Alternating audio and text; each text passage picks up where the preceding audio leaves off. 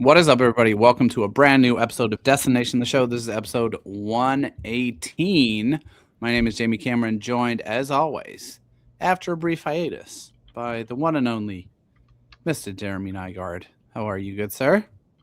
I'm doing okay. That's such a loaded answer. Yeah, well, lots going on in the Nygaard home, but it's all good. Hopefully in a week everything will be better. But yeah, it's been chaos in the Nygaard house, and nothing that a baseball podcast listener would really care to hear. So yeah, I'm good. I'm relatively, and by relatively I mean under rested. But yeah, no, things are. Here's the deal. It's the middle of May, right? Days are getting longer. Yeah. We're getting closer to like Memorial Day, which kind of signals the start of when people care about baseball. Yeah. Timberwolves are Hanging on. on the brink of elimination, but there's going to be a Game 6 at the Target Center, and that place is rocking. I've only missed one home playoff game so far this year, and don't plan to miss a second. There you go. Twins are welcoming the Brewers, coming off of a Bailey Ober masterpiece. Incredible performance. Yep. The Wild look like they're probably going to force a Game 6 also, I think, on Friday night. So Oof. it's a good time. And then we got NBA Combine happening, which intrigues me as a basketball guy. Baseball draft coming up with the college baseball playoffs. Yeah. Your sort of thing. And Yep. There's a lot going on. So it's a great time of the year. It's a busy time of the year, and there's a lot of stuff to talk about. Heck yeah, dude. Let's get into it. Well, how are you? Tell me how you are. You had baseball tonight. Yeah. My son's baseball. My son is 7, and he plays. This is his second year of coach pitch, and he has made might sound too serious to call it like a developmental leap, but we are now at the stage where he can hit the ball in the air with some decent authority, and it's very fun just to watch him start to like play the game with a little more proficiency, because I think you cross a certain bridge, right, as a kid, where you go from like you can't really throw that well and you can't really catch and you can't really hit, to suddenly you can kind of lock into all of those things a little bit. And with that, I think comes a lot more joy. So watching him kind of fall in love with the game and play a bunch over the summer when it's beautiful outside, it's 70, it's not dark till 8:30. Right. These are things that are giving me a lot of joy. Does it annoy the other parents when you set up the Rapsodo machine in front of the tee? Yeah. And so you're like, hey, this coach has no spin on his ball, and your exit velocity is not very high. Yeah. I set up the Trajex machine to replicate Chris Sale. So it's a nice low slot, 98 miles an hour, just in on the hands. Get used to it, buddy. But no, it's super fun, and I echo everything you said. For the first time, I really feel like we have some good kind of concrete minor league updates to talk about, in addition to some draft stuff. And I have to give a preliminary shout out to some of the good people. Awesome questions today. Really, really awesome questions. So we're going to get into some of those in depth. I do want to give a plug quickly, Jeremy, if I can. Don't normally do this, but I'm trying to put myself a little bit more out there this draft season. I had a chance to go on Joe Doyle's podcast previewing the Twins draft this week. It's called Overslot. He does a ton of really great work around the draft and talk about, the possibilities at 3, the possibilities in the 40s and lower down the board. And so if that's your sort of thing, check it out. Okay. And while you don't plug yourself enough, you also do other, like if people are just like Twins Daily for some writing and here to listen to you. Yeah. You also have other stuff that's out there. Right? I do. So where is that stuff? Yeah. So I guess the other major 2 places you can find stuff that I'm working on are Just Baseball, where I write occasionally about the draft, usually a bit earlier in the cycle, because the consensus board is starting to become a consuming thing. We're up to about 75 profiles there. You can find that on Twins Daily and all the diamond-centric sites. And then the big one that's new for me this spring is Limestone Pipeline, which is a Patreon-hosted site that I run with Tom Froming. So what that looks like is usually 3 or 4 posts per week, a a little bit of written, a little bit of audio, a little bit of video from Tom, and he does an awesome job of putting minor league highlights together. And it's $4 a month subscription. I think it works out to about a 20 cents a post. So if you're interested in the Twins minor league system and the draft in more depth, I already have 2 5-round mock drafts up so far this cycle. So Nice. Go check it out. Yeah. All right, let's get into some quick housekeeping ways that you can support the show. Like and subscribe on your preferred podcast platform of choice. You can find all of our stuff on YouTube. The handle there is @Destination the Show. If you want to send us a question, and I do think that these are maybe some of my favorite questions ever this week, you can do so on Twitter. Handle there is @DTS_pod1, on Blue Sky @Destination the Show, or send us an email, destinationtheshow@gmail.com. Jeremy, we are going to start off with some minor league promotions and glows, excuse me.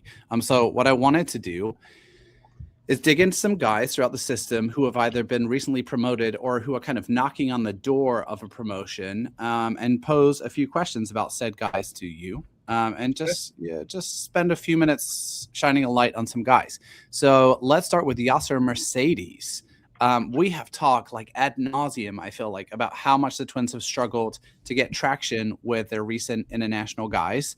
Yasser Mercedes, originally out of Puerto Rico, I believe, signed in the 2022 international free agent window, has spent chunks of 3 different seasons at Low A Fort Myers.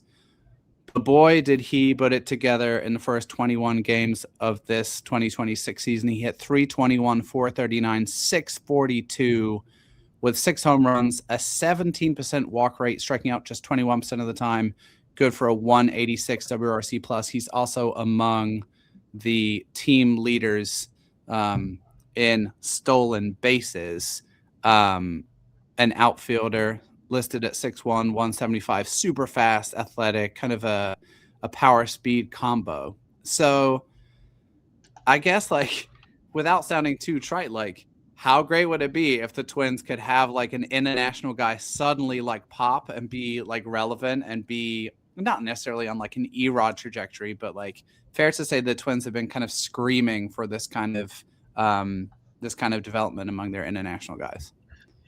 Yeah, I mean, he signed in January 2022 for 1.7 million, and so he was kind of part of that group. There was a couple other guys I want to say too that just never really seemed to find their footing.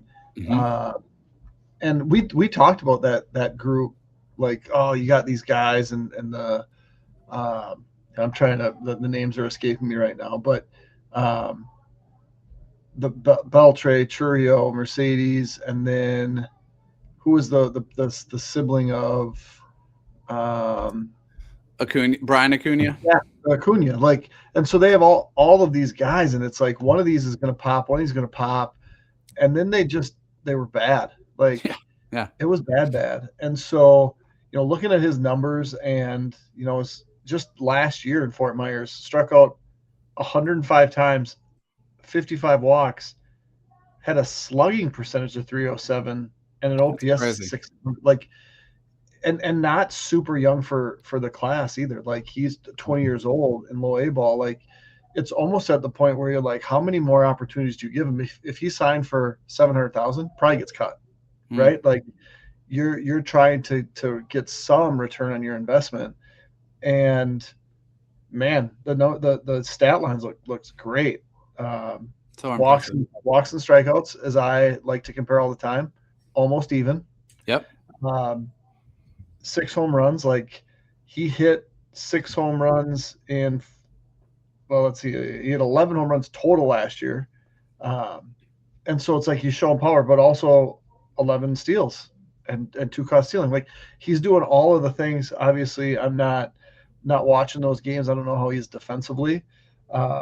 But you got to think when you're showing those types of things, the speed, you're going to at least be serviceable, right?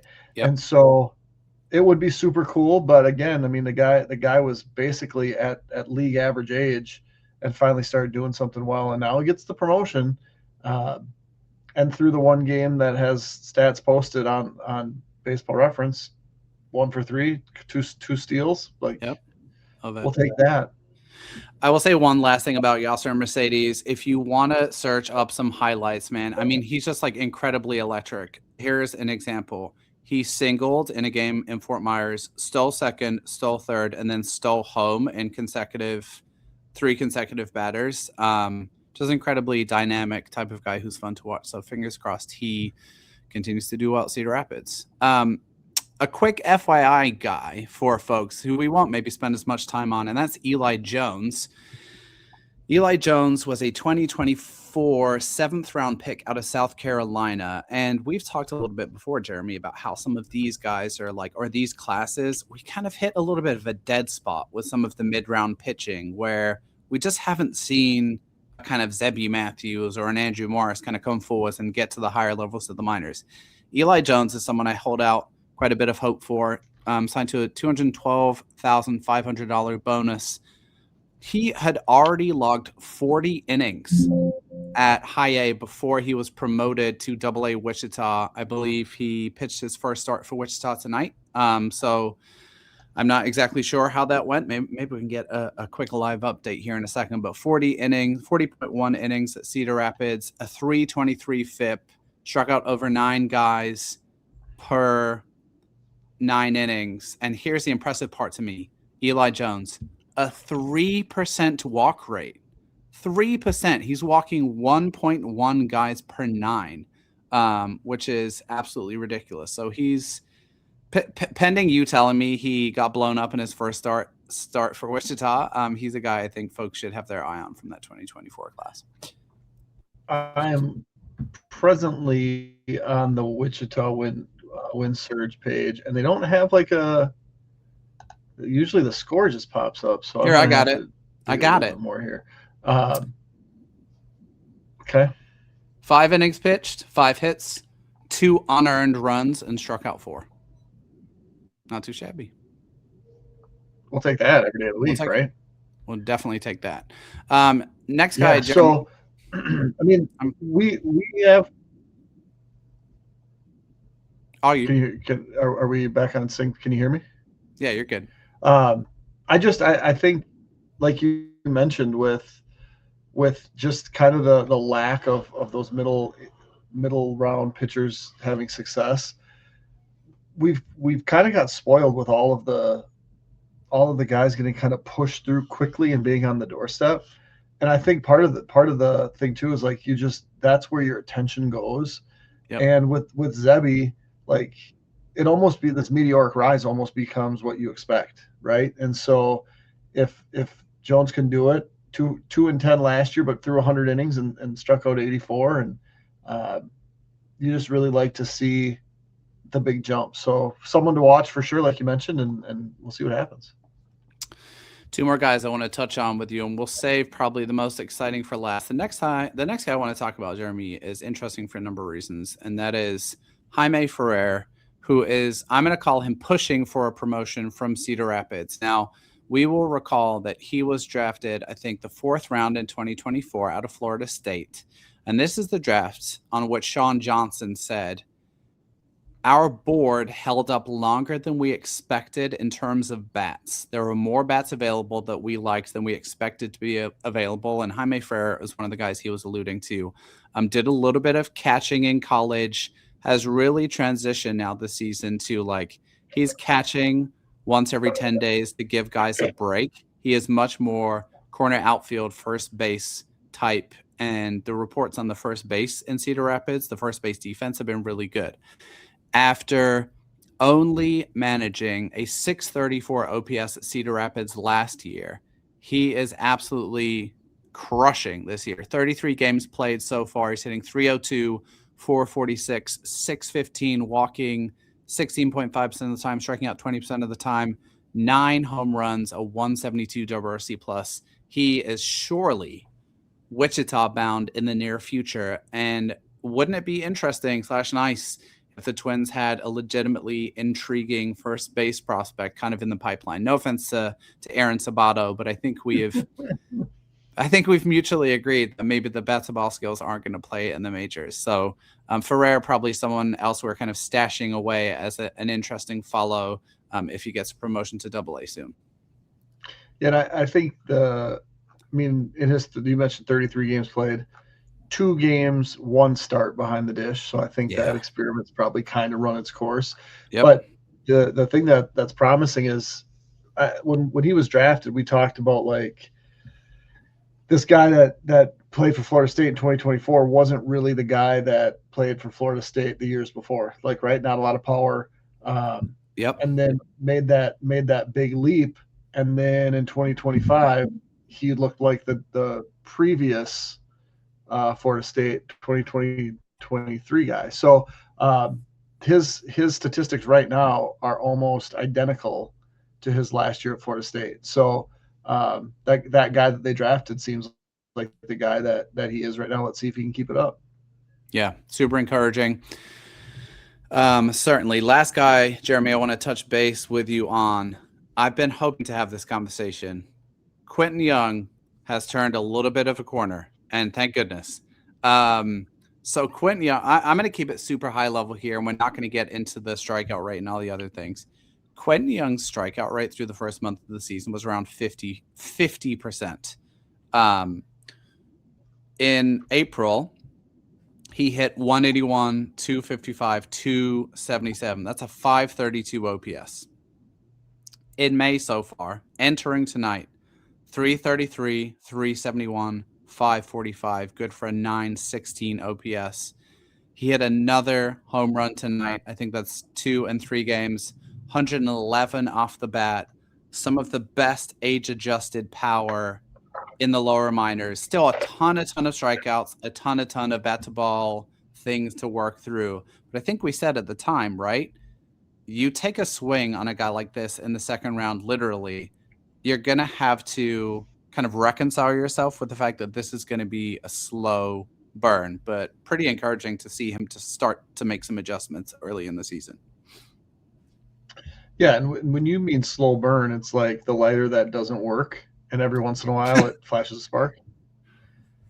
And that's entirely okay for a 19-year-old right now in Fort Myers. Like these aren't the days of having the Gulf Coast League and the Appy League, and then you get to Cedar Rapids, and he's 19 in a league where most guys are 21 or older, and he's going to get every opportunity to succeed.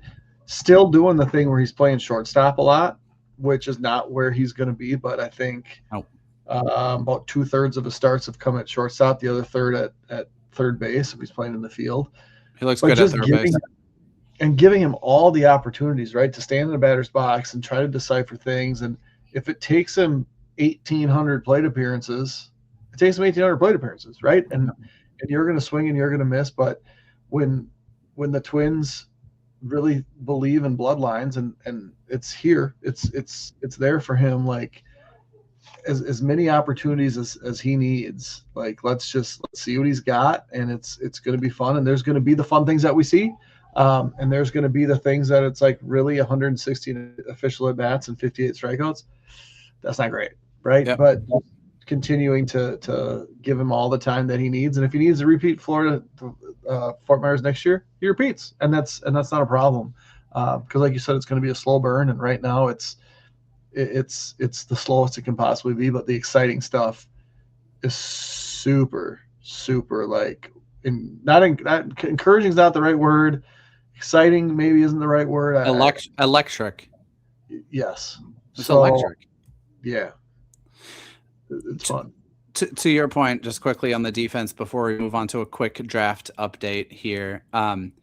He has, and Tom posted a really good video at Limestone Pipeline, basically with some third base highlights. He just looks more comfortable there to me. The arm at third base is ridiculous. Like he made a double play the other day where he picked a ball in foul territory, ran over to third base, and then just sent an absolute howitzer to first. He's so fun to watch. I just fully, like, while he's riding this hot streak, tune into a Fort Myers game if you have Twins TV, because that's part of your Twins TV package. Because also shout out to Fort Myers. Their broadcast is actually really good. Good setup, good camera work, all the things. and watch Quentin Young. He's incredibly fun, and it's hard to believe how large of a human being he is too. So a quick question here from Isaac Jeremy, that maybe I can kind of reflect on here. He's talked about some guys kind of bouncing back. He mentioned Quentin Young. He mentioned Yasser Mercedes. He also alluded to Brandon Winokur, who we didn't dive a ton into, but is hitting about 25% above where he was this time last year. Does any one of these, and Jaime Ferrer falls into this bucket too, which of the rebounds do you believe in the most out of the guys that we've talked about? If you have to pick one, who's intriguing you?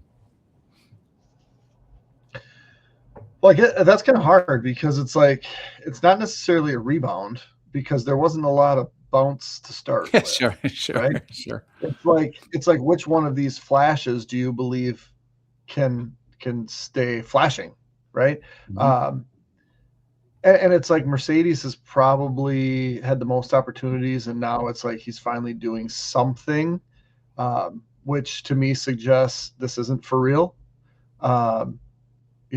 Ferrer, we saw it as a college player, but we haven't seen it yet. Eli Jones pitchers are hard because sometimes it's like we're just trying to develop, and the results aren't necessarily what we care about, right? It's the process. So pitching is its own entire different thing. Yep. And so that leaves Quentin Young with he wasn't going to be great, but he was going to show flashes of, like you said, electricity, and he started to do that. And I think that's the guy that I would say we're going to see that more and more and more. Now, yep. I don't think any of these are like full on rebound, like, okay, this is the guy. It's just a matter of, can you start to do it with any sort of consistency? 100%. And Ferrer, I think, he's a college graduate. He's done it before. We're gonna see that from him. You just hope that you continue to see more and more of the sparks with Quentin Young, because I do believe that the ceiling is super high. And so I think that's kind of what you look more at, more than the word rebounding, because it's like none of these guys really did anything to start with in the first place, right? And so I would believe most that Quentin Young's trajectory is what he's doing is something that he will continue incrementally to get better at, where the other ones I'm like, yeah, maybe not. Ferrer is an interesting one because it's like if you're not squatting behind a plate and now you're just focused on being a fielder and hitting, like that changes things too. So those two just kind of do it more for me than Mercedes. Yep. Okay, let's get a little quick couple of minutes of draft chat in before we launch into some of these listener questions. So one quick update for folks, if you aren't paying attention, that is noteworthy. The Giants made a trade with the Cleveland Guardians,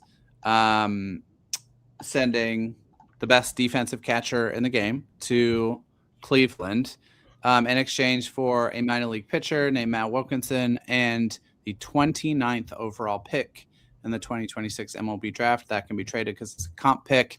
But essentially, the Giants added around $3.2 million to their bonus pool, which leapfrogs them over the Twins into the fourth highest bonus pool overall. I've seen some wild speculation online about this. I'm just going to put this out there. The Giants cannot make Rock Chalowski fall to 4 in the draft. That is not a thing. It's not going to happen. And it's not possible. Any of the 3 teams ahead of them want to draft Rock Chalowski, they'll do it. But it is noteworthy to keep track of because we're draft nerds. Here's my question for you, though, around the draft, Jeremy. So we it's kind of mock draft season. So everyone's either getting, we saw the first one from Pipeline. We've seen mock drafts from everywhere, Just Baseball. We've had a couple of Limestone, Pipeline, all super fun, exciting stuff. Great to speculate. Do you think that we as Twins fans, are getting too locked into the idea of Georgia Tech catcher Vaughn Lackey being the pick at number 3? I think maybe this is just like the product of a first wave of mock drafts, but we're seeing a very common thread of Rock Chalowski at 1, Texas high school shortstop Grady Emerson to the Rays at 2, Von Lackey to the Twins at 3, and then either Jackson Flora or Jacob Lombard at 4 to the Giants. Do you think we're getting too kind of stuck in our thinking about the number 3 pick this far out? Yes, because it's too far out. Like, so many crazy things can happen. And when you look at like the things that are rock solid on drafts, like, and then every year you feel really, really, really good about things. And then the draft starts and it's like, oh, that's not at all what we thought was going to happen. Yep. Right. Literally every draft. I mean, as far back as I can think of, it's not gone the way that you expect it to go. And the draft pools as they are presently have only made it more unpredictable. And so to be at this point, I mean, I think at 1, I would say pretty confidently, like, yeah, I don't always believe the hype that Cholowski's not going to go 1. Mm-hmm. And I think that's fair. And in the past, like the guys that go 1, like sometimes, like Eli Willits at this point last year, we were talking about being a potential Twins pick, right? And then he goes 1. Yep. It's not going to be the same as this year, but like Grady Emerson, he could go 1. He could drop to 4, right? Totally. Like, and so the fact that it's like, oh, Von Lackey, yeah. And I think I even said to you, I texted you last week, like, everybody's going to become such big Von Lackey fans. It's already happened. You're spot on. And then when Lombard gets drafted, people are going to be like, oh my God, why did they not just take Von Lackey? They need a catcher, right? Mm-hmm. I read yesterday, God, I wish I would have wrote it down.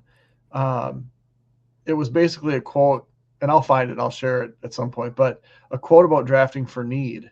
Mm-hmm. And it's like, it wasn't even in the sport of baseball, but I read it and I just kind of chuckled because I'm like, that's exactly what happens. And in baseball, it's even worse. If you draft Von Lackey for need, by the time that he's ready, you might have an entirely different need, right?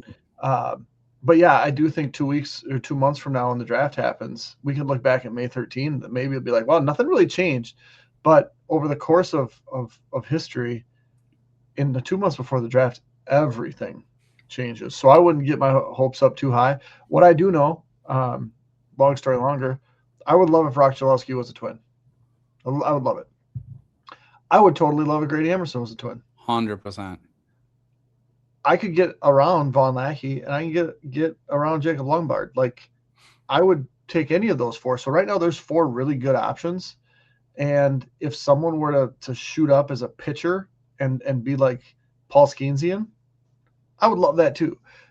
What I hate is when I'm looking at my favorite team drafting 3rd and it's like, God, there's 2 guys I really like. Yeah. Or they're drafting 5th and it's like, oh, there's 4 guys I really like. So I feel like the Twins are in a great spot. Agreed. Could they still disappoint and take someone entirely else? Yep. But at this point, I really like the position they're in. So I'm not going to get too hung up on Von Lackey, even though you retweet all the fun videos. Oh, I just enjoy the defense. That's all. Yeah, because it's different. Yeah, it is different. So I want to say 2 quick things about this, then we'll move on, that I think are interesting / noteworthy. The first is on Grady Emerson. And someone asked me, so I'll say it on our show. If you put Grady Emerson in the 2023 draft, he makes the consensus top 5, a consensus top 6. He is absolutely the same caliber of prospect as Max Clark and Walker Jenkins, in my opinion. He's that good. And why is that noteworthy? Because I think if we rewind to last year, like, you liked Eli Willits more than me, but Eli Willits is not in that same category. And we're talking about prospect evaluation at a specific moment in time. So we don't know. Eli Willits may become a Hall of Famer, and that'd be great. But that's my Grady Emerson take. On Von Lackey, just an interesting note around the conversation I had with Joe Doyle. He said, my opinion is if Von Lackey wasn't a catcher, he would easily be the number 2 consensus prospect in the draft. And that playing catcher is actually something that clouds his evaluation because, 1, people are leery about drafting catchers so high because there are a lot of high-performing college catchers. I'm thinking of guys like Joey Bart or Kevin Parada who get taken high and don't work out. And 2, in some ways, being a catcher masks how freaky athletic Von Lackey is in a way that you wouldn't see if he was a center fielder. You would see him be able to run and cut loose and all the things. So I just thought that was an I don't know that I 100% share that perspective, but I do respect Joe's opinion a ton, and it was the source of some interesting conversation on that show. So yeah, and I think like when Bryce Harper was coming up, he was a catcher, right? And the Nationals draft him as an outfielder, and it's like, whoa, like Bryce Harper is going to be the next big thing as a catcher. Right. And the rationale was the bat is going to move so fast, we don't have time to let the defensive part develop. Totally. He is going to be an outfielder, now a first baseman. And is Von Lackey's bat that good? Because that could certainly be a thing where a team's like, well, we don't need a catcher, so let's get his bat in the lineup. The only other thing I would add is if John Lackey was a few years younger, it would be super cool to have John Lackey throw to Von Lackey. Like the Lackey battery. Yeah. It would be fun. And John and Von, like, yeah, the 2 letters of their name. Everything else is the same. So that'd be amazing. Okay, let's dig into. We got 3 listener questions that we're going to finish out on, and this first one is perfectly timed. This is from Rye. This is a good talking point, I think, for us in general too, because this name has come up a few times. He says Cody S wrote an article about at Twins Daily. No free advertising.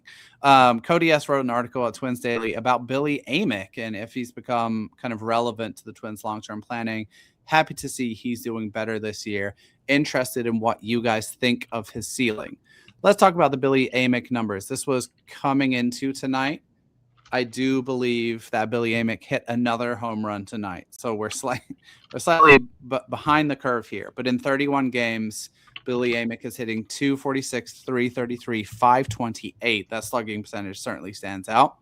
He's walking 11% of the time, striking out 28% of the time.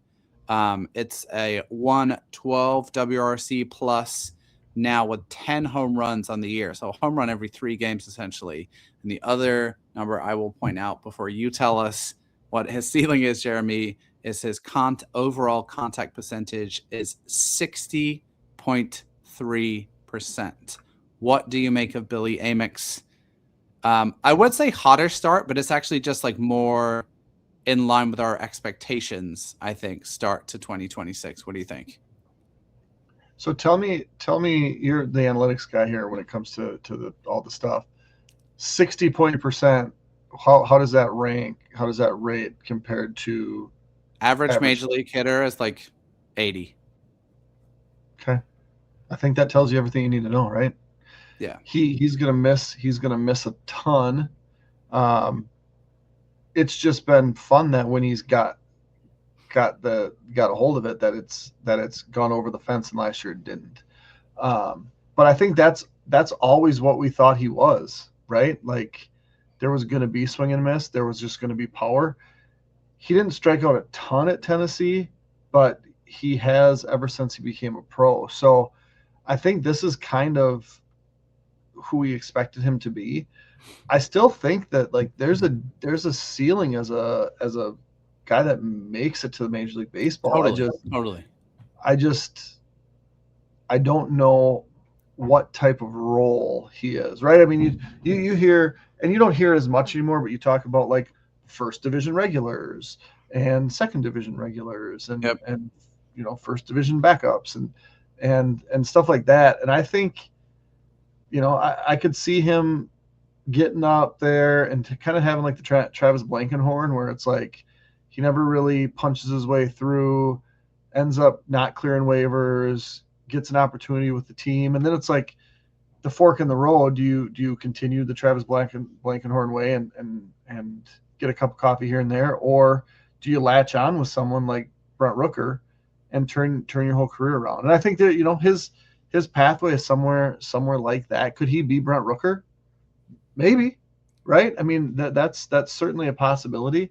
You just hope that things would have happened a little bit quicker. He's been not great. He was hurt a lot last year, but I do like some of this start. It's just I need to see more, and I think it's still the potential for it to be there. Yep. I agree with that take 100%. Want to see it carrying on, but the performance has certainly been more in line with expectations. He's elevating the ball, pulling the ball a lot in the air. That's what we were expecting to see from like a very decorated SEC slugger. Okay, next question is from Max. Now, this is kind of a long question, so I'm going to try and unpack it a little bit. So I think it's a good one. I think it's worthy of some discussion. He says, what tier of minor league players from AA up to young major leaguer would make the Twins better via trade instead of simply adding to the logjam of outfield players the Twins already have? For example, trading for a team's top 10 prospect, a top 100 prospect, a top 50 prospect, a two-war young major league outfielder. It seems that a lot of prospects rumored to potentially be traded are in the higher levels of the minors in the outfield, AA, AAA, or the majors, an area the Twins are deep in.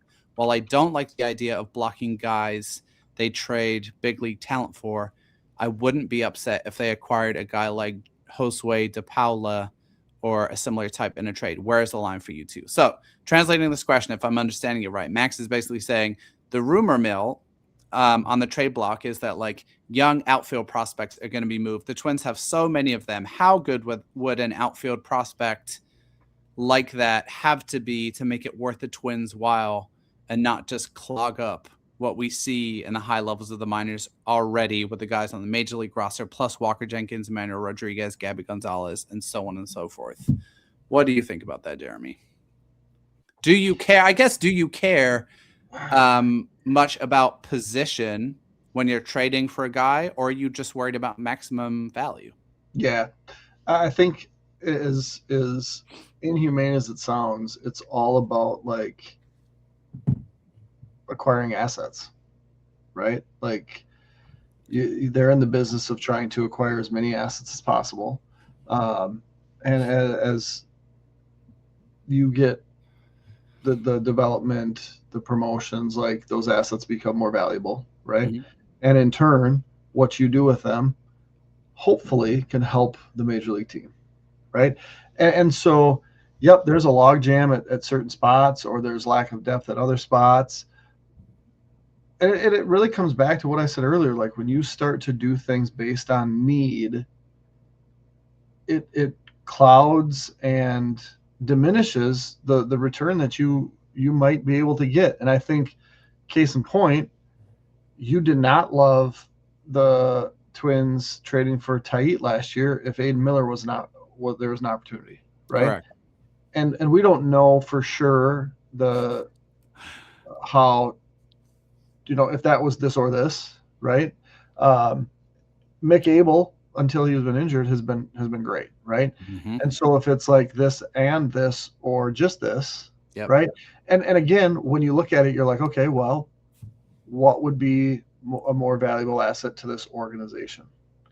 And if it's a major league ready pitcher who can do, this is ceiling to this floor, and a potential top catching prospect in all of baseball, like the asset value there is just higher.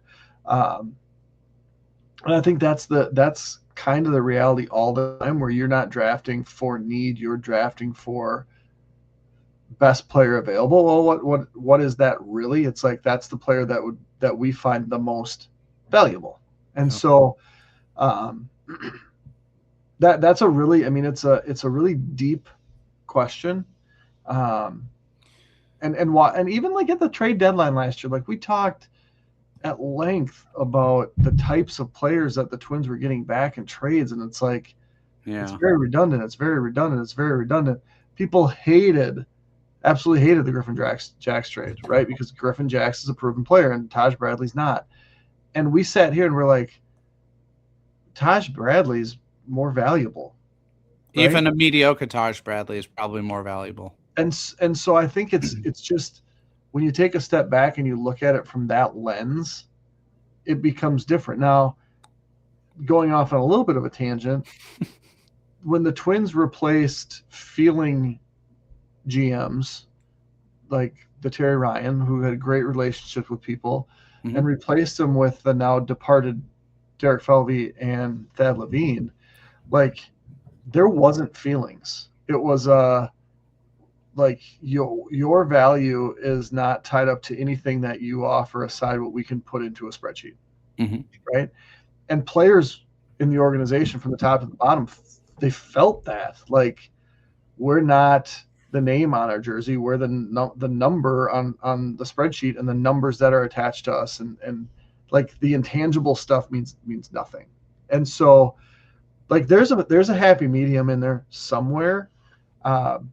But nobody, and by nobody I mean aside from the Dodgers and kind of the Rays, nobody really has that figured out. Like how do you quantify that stuff? It's super difficult. So again, like to answer this question, like I don't worry about the logjam. I care about the, if I was running the team, the value of each of these players that they could potentially provide to a major league team, right?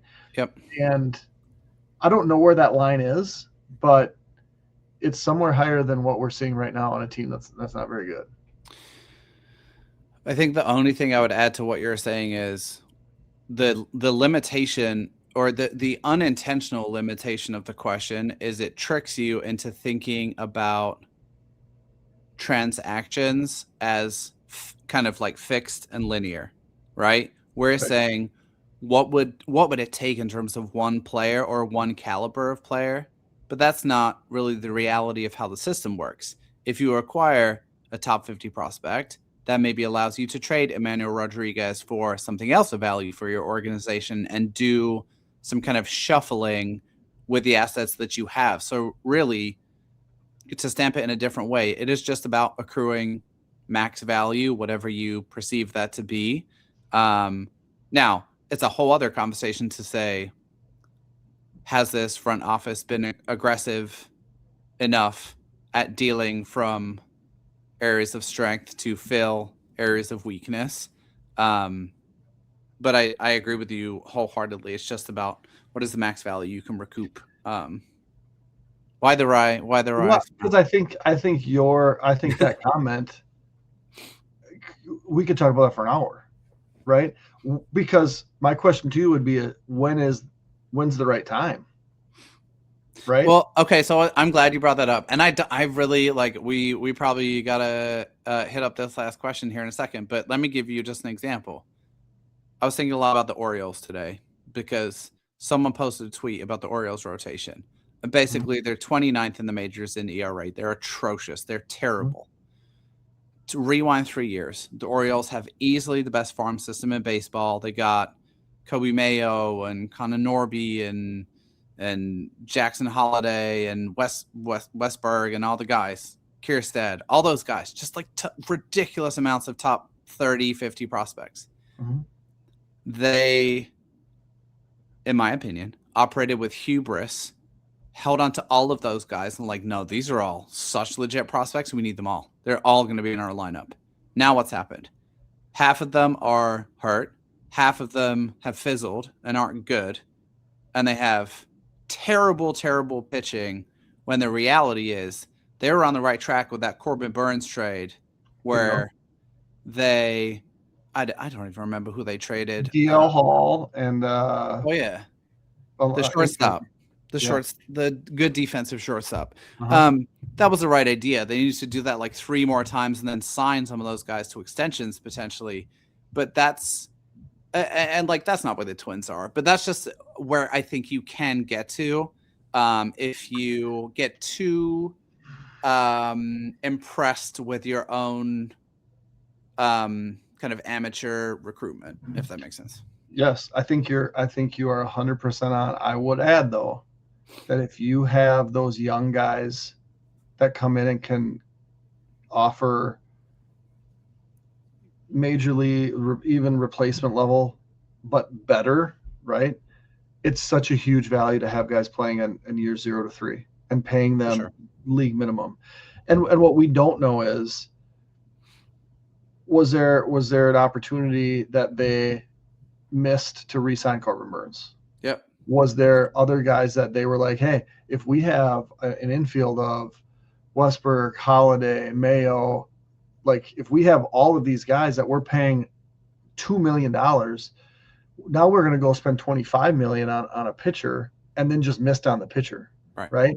And that doesn't help the Baltimore fans, but it's like, if you can hit on your pre-arb guys, for sure, it opens up a huge thing where, and I said this about the Twins earlier this year, like their payroll was low.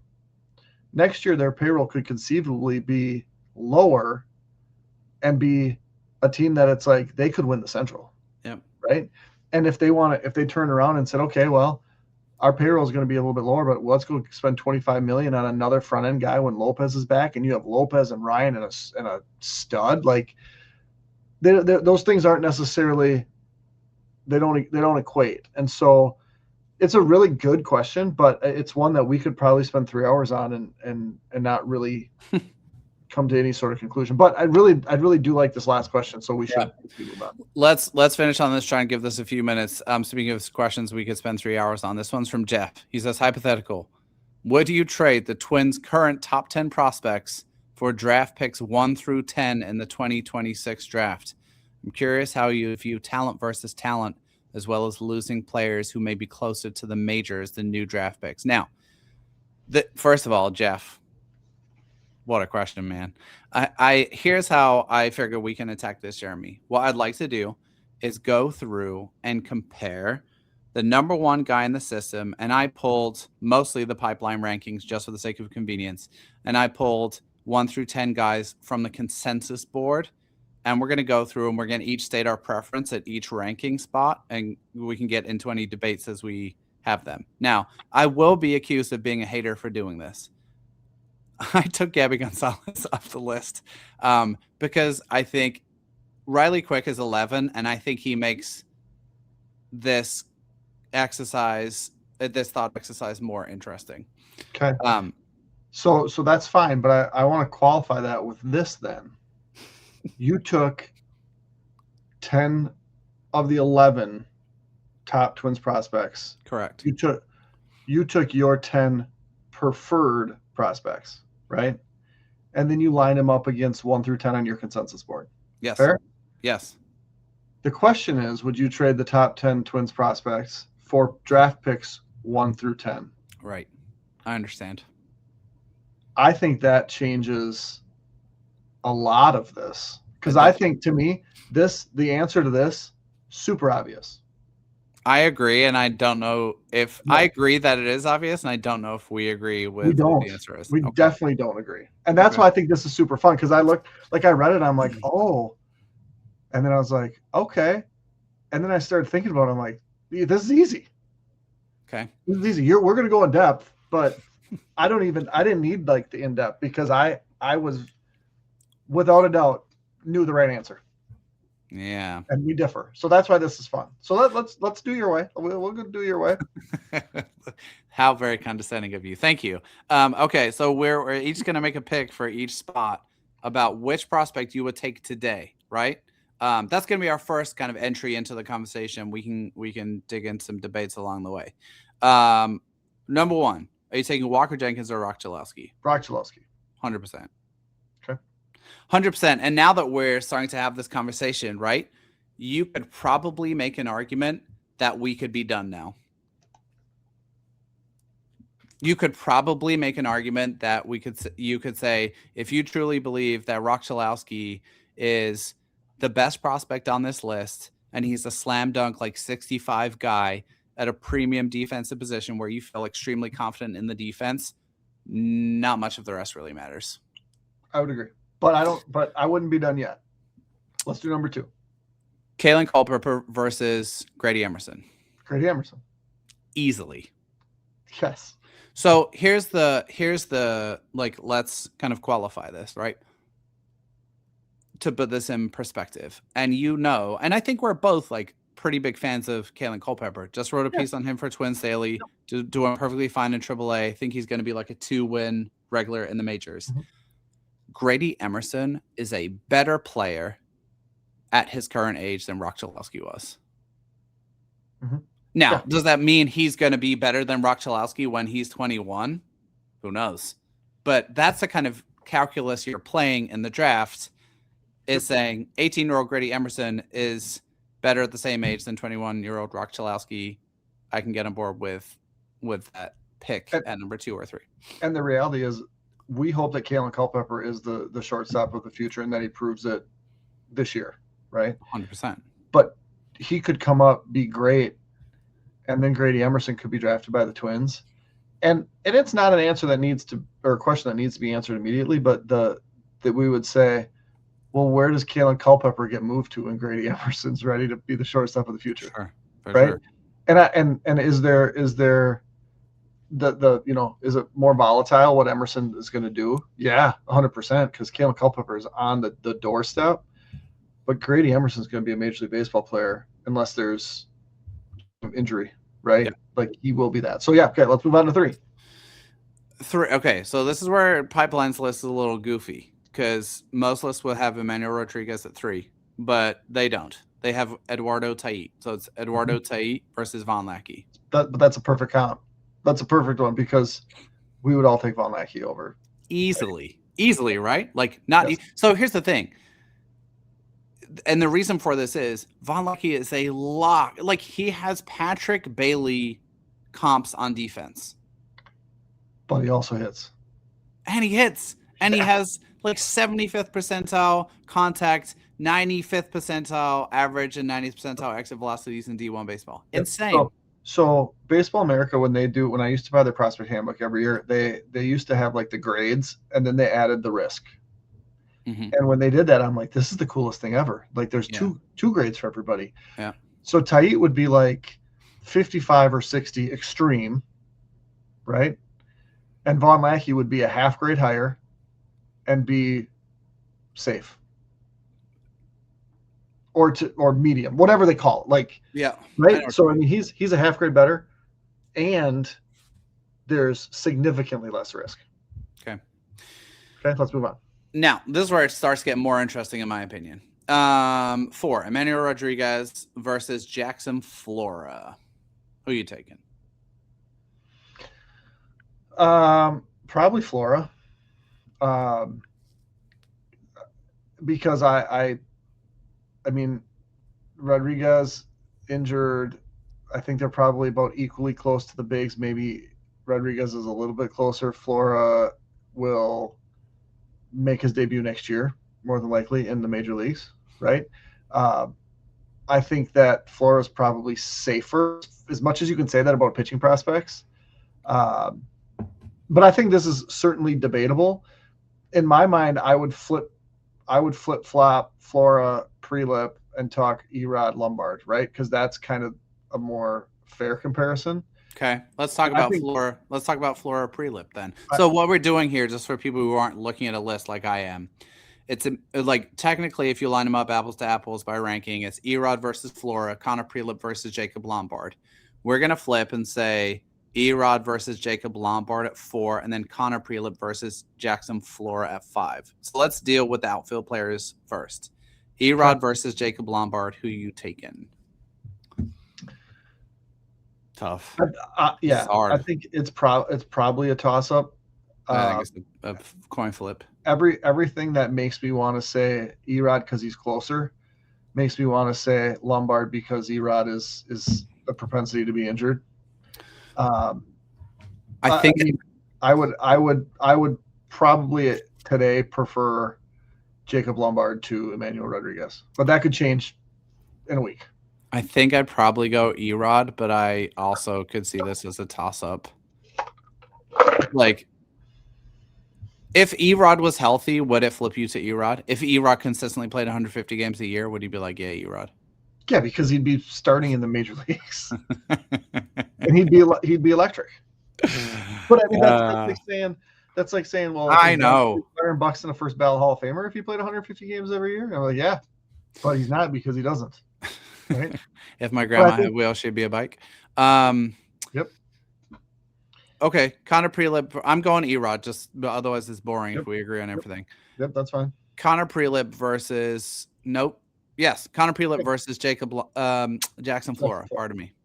I would take Prelip here. And your rationale is?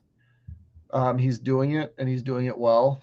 And we always knew that he had that ability. He's just been injured, but he's been now healthy for a year and a half. And Jackson Flora is, I mean, I would say coin flip too. I just prefer Prelip. I think that when Flora makes his debut into the top 100, he will be higher than Prelip ever was. Totally. But that's a role issue, though. I'm a big Connor Prelip fan. So to me, I want Connor Prelip. Okay. I would also take Prelip over Flora because proximity matters. The injury history does complicate things with Prelip for me a little bit because Jackson Flora has a pretty clean injury history so far. Okay, 6.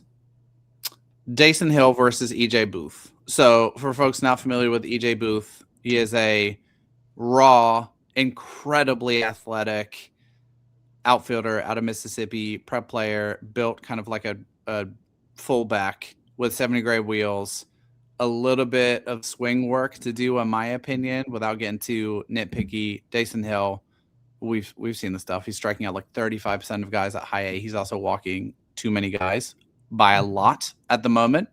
Who are you taking there? That's tricky because it's not an apples to apples comparison. It's not. Hard. So I mean, I guess in my mind, like if I'm building a prospect team or building a team and I'm just choosing one off each line, I would choose Dason Hill from the perspective of I don't have any other pitchers besides Prelip at this point, and I would like to have some pitching depth.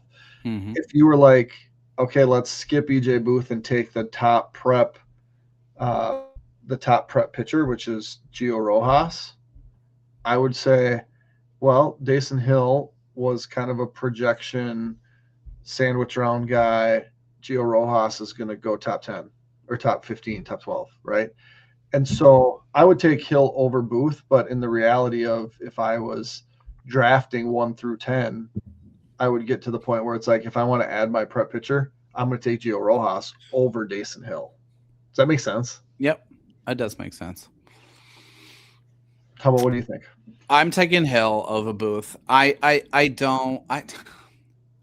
Booth is not my favorite guy. I don't love the swing. I don't know how, this is how I'm going to put it, honestly.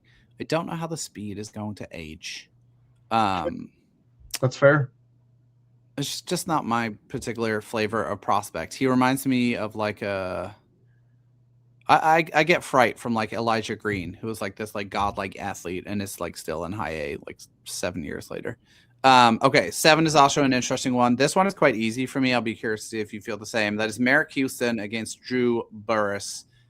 Drew Burress, who is about to pass Jason Varitek as Georgia Tech's all-time home run leader, which is a fun stat. Who are you taking? Yeah, I mean, in a vacuum, I would take Houston over Burress easily for me. If I have a team that already has Cholowski and Emerson, I would take somebody else off the draft board. Does that make sense? Like, yeah, give me Eric Booth here. Sure. Right. Like if I have the top 10 picks, I'm probably not taking Burress.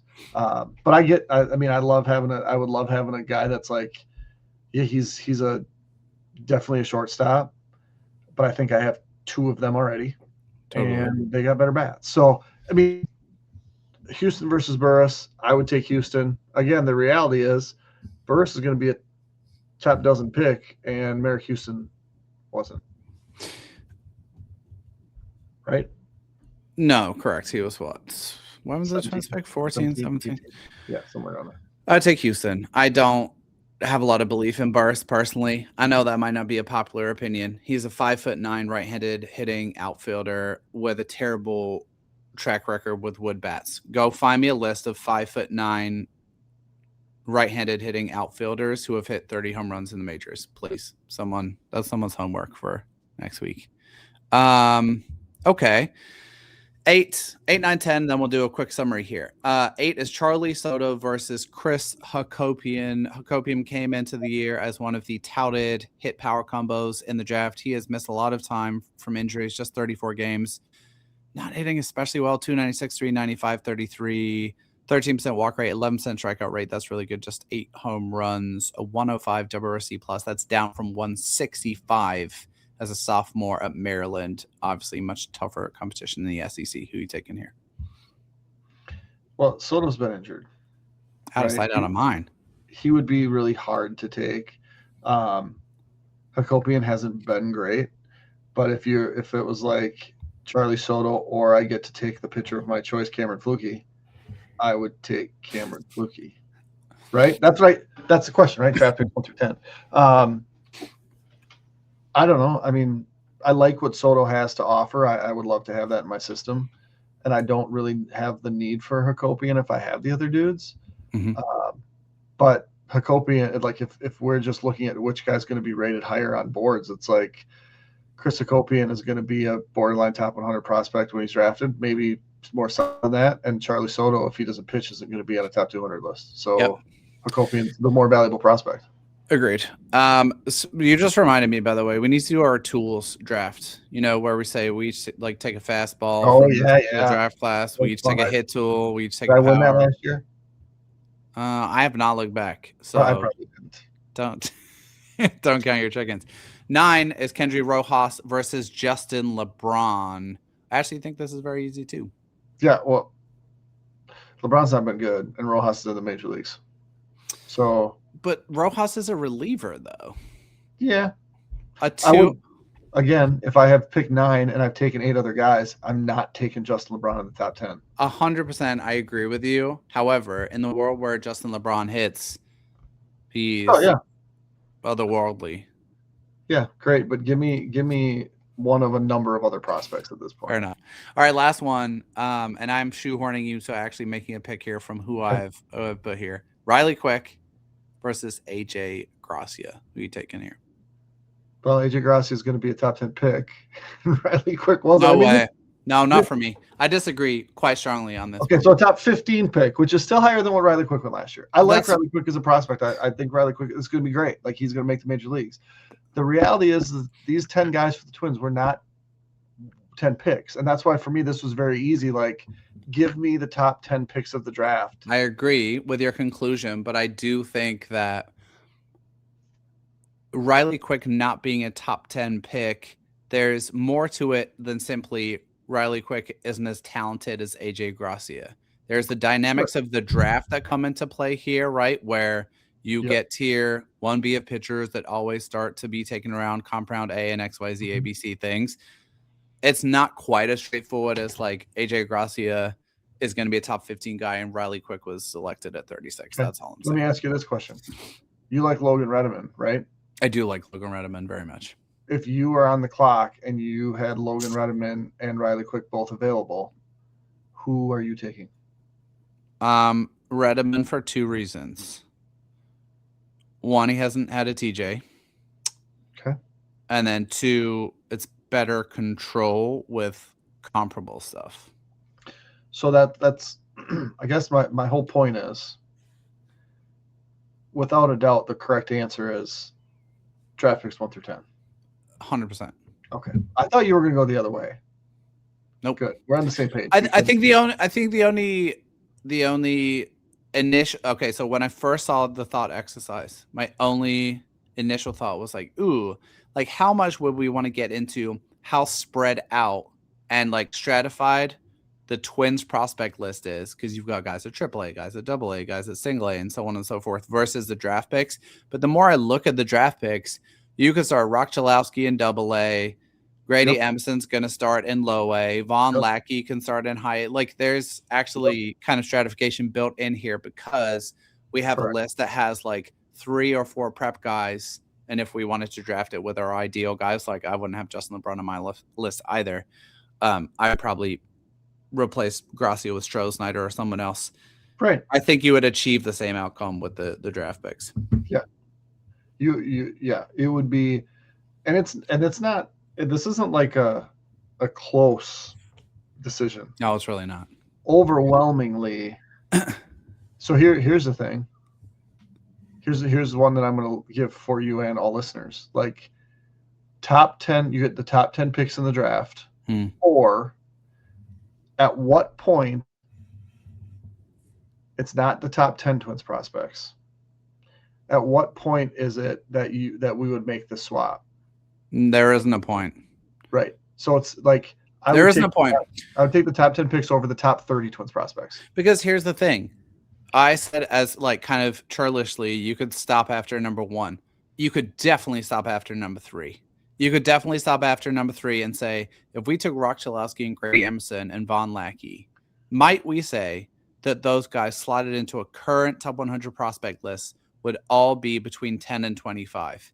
If the answer to that is yes, you have more impact caliber talent than the Twins do currently, where you have just Walker Jenkins, who was oft injured in that range, and the next 2 guys, Culpepper and Erod, are more in the 25 to 50 range typically. Right. But that's not my question. My question is top 10 picks versus, let's say that's the top 30 Twins prospects. Probably still the top 10 picks. So then your next prospect in your system would be the Twins number 31. So you're losing 11 through 20, right? At what point does it become, we want to have, is it the top 50, right? To me, 10 versus 10 is easy. 10 versus 15, easy. 10 versus 20, easy. 10 versus 25, easy. 10 versus 30 is where it's like, you need to have some depth in your system. My preseason number 30 prospect was Jason Reitz. So, like, I guess what I'm saying, and he still hasn't pitched yet because he has a foot thing. But where, like, this is a caliber where I ranked around 30. Kalai Rosario, James Ellwanger, Eduardo Beltre, Jason Reitz. Perfectly happy with that caliber of talent, and I'll keep my top 10 draft picks. But as your number 11, 12, 13, 14, 15. Yeah. Okay. But that's where I'm like, at what point is it like I lose my top 50 to have the top? There is of course a point, and there is a massive caveat that you need to hit on a good number of your top 10 selections. That needs to go well, because if you miss on 6 out of 10, you're screwed. Okay, that was super fun. Maybe we should do our tools from the 2026 draft next week. Let's do it. Cool. I'll have to listen back to figure out how on earth we did that last year, but I do remember it being fun. We will call it a day for today. Thank you guys so much for the excellent questions. That was really fun. Thanks as always for checking out the show. We really appreciate it. We will be back next week with another episode of Destination the Show. Until then, enjoy the baseball.